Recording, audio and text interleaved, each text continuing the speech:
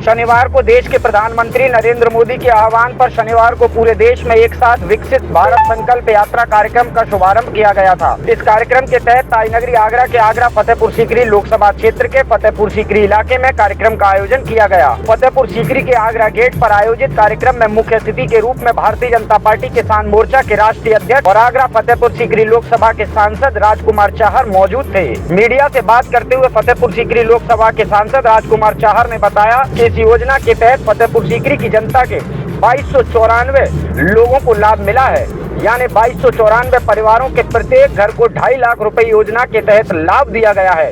योजना के बारे में बताते हुए फतेहपुर सीकरी लोकसभा के सांसद राजकुमार चाहर ने विपक्ष पर भी जोरदार हमला बोला है। आइए आपको बताते हैं कि भाजपा के सांसद राजकुमार चाहर विपक्ष को किस तरीके से घेर रहे हैं, अपने संवाददाता प्रशांत कुलश्रेष्ठ के साथ।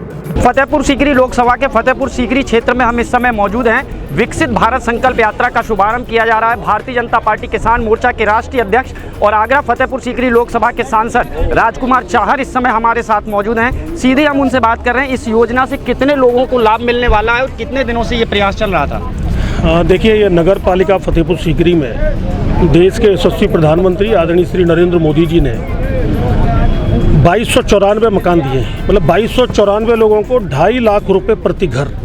अब आप समझ सकते हैं कि कितनी बड़ी सहायता एक ही नगर पालिका क्षेत्र के अंतर्गत गरीबों की गई है। न धर्म देखा है, न जाति देखी है। जाति अगर देखी भी है तो एक देखी है युवा, महिला, गरीब और किसान, ये 4 जाति हैं। तो मोदी जी निश्चित रूप से लगातार गरीबों के लिए काम कर रहे हैं और उसी का आज परिणाम है कि 2,500 लोगों को एक ही नगर पालिका के अंदर मकान मिले हैं। अभी 3 राज्यों में भारतीय जनता पार्टी की पूर्ण बहुमत की सरकार बनी है। विपक्ष भी लगातार चिल्लाता रहता है, तमाम तरीके के भाषण आप देखते हैं, कभी उन्हें पनौती कहते हैं, कभी। तो अब जो जिस तरीके की योजनाएं हम देख रहे हैं या सरकारें जिस तरीके की आ रही है, उस पर विपक्ष का क्या जवाब रह जाता है? देखिए, विपक्ष नाम की चीज़ अब देश भर में कहीं नज़र आती नहीं, क्योंकि उनकी नीयत खोटी है, उनके नेता खोटे हैं।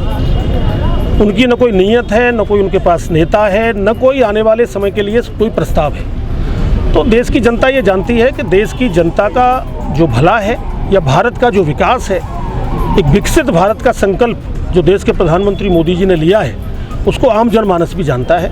और इसी का परिणाम है कि आज छत्तीसगढ़ हो, चाहे मध्य प्रदेश हो, चाहे राजस्थान हो, 3 प्रदेशों में सरकार हमारी बन रही है, प्रचंड बहुमत से बन रही है।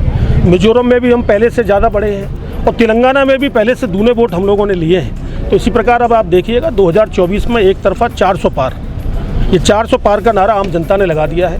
अब की बार 400 पार 2024, तो 2024 में 400 पार होंगी और देश उन्नति के पथ पर निरंतर बढ़ता रहेगा। संकल्प भारत यात्रा के दौरान जो लोकसभा के सांसद हैं राजकुमार चाहर बता रहे हैं कि अब की बार 400 पार यूपी का नारा दिया गया है। भारतीय जनता पार्टी के लोकसभा के सांसद राजकुमार चाहर संकल्प भारत विकसित यात्रा का शुभारंभ कर रहे थे।